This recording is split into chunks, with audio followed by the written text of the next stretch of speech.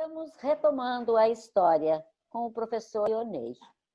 E hoje vamos falar um pouquinho de Camaquã, Terra Farroupilha, Museu Tradicional e o Ideal, e Seival e o Museu Vivo. Fale para nós sobre Camaquã, Terra Farroupilha.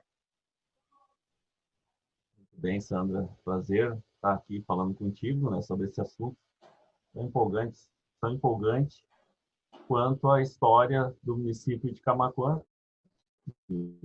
Não é a minha terra natal, mas desde 2012 eu vivo aqui e aprendi, com o passar do tempo, a apreciar muito a história que aconteceu aqui e também a essa terra que, desde o momento que eu cheguei, fui muito bem recebido e é sempre um prazer falar sobre isso.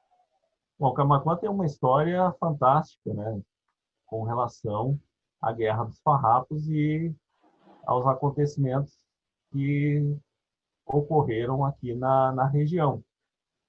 Embora, pelo que eu conheço, pelo que eu tenho de experiência aqui em Camaquã,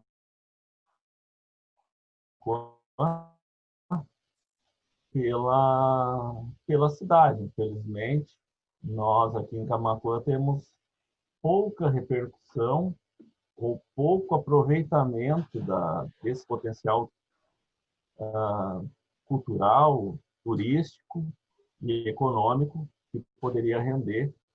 A gente tem aqui, basicamente, um roteiro Farroupilha, foi criado, foi desenvolvido, foi elaborado pelo Núcleo de Pesquisa Histórica e por mais algumas entidades da cidade, e um lema, que é Camaquã, Terra Farroupilha. Mas esse lema e esse roteiro devem ser trabalhados, devem ser divulgados, e eu tenho certeza que a tua atividade vai fazer com que todo esse potencial tenha um fôlego a mais aí para chegar em todos os cantos que a internet possa levar. Muito bem. Museu Tradicional e Museu Ideal. Bom, Sandra, eu como professor de História, eu tenho formação em História, não tenho formação específica como museólogo também. Meu mestrado foi em Educação, que não foi ligado à educação por museus, mas enquanto professor de História eu tenho que ter um diálogo permanente com os museus, né?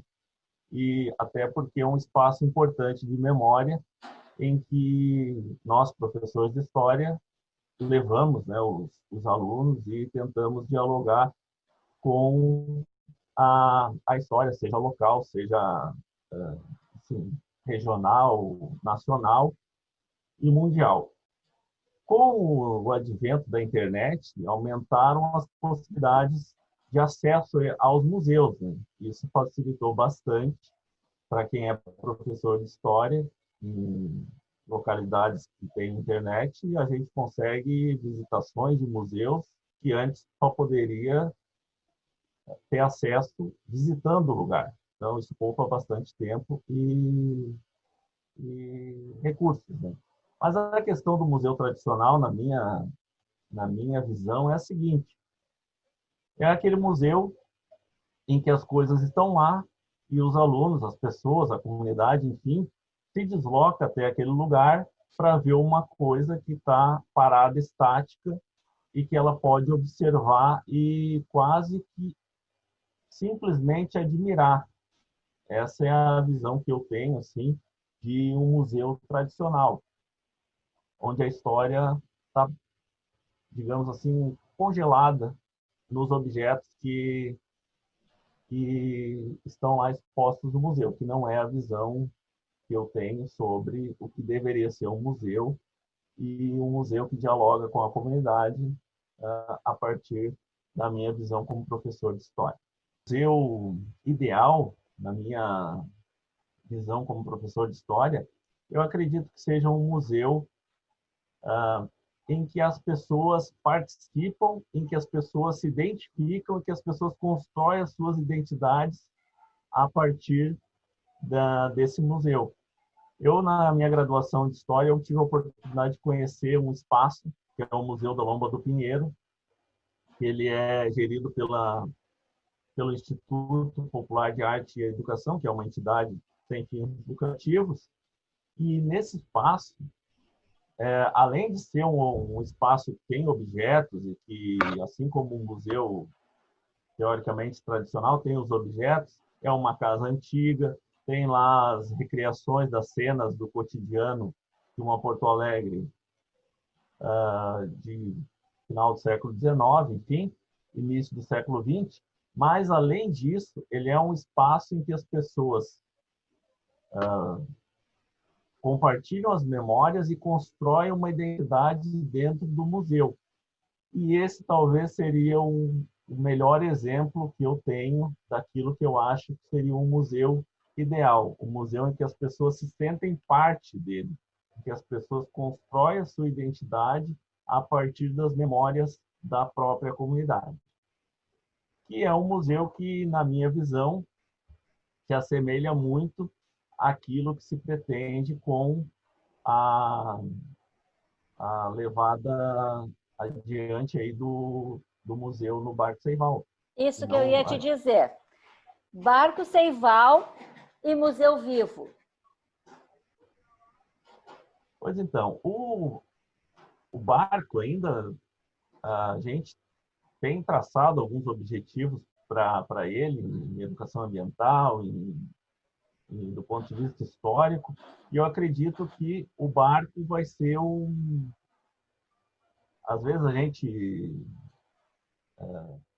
tenta criar alguns adjetivos, um barco escola, um barco museu, mas eu acredito que tem um potencial muito grande para que a gente consiga, de repente, criar, além de um espaço, de criar um espaço de resgate da memória da comunidade local aqui de Camaquã, construir também uma identidade daqueles que vivem hoje,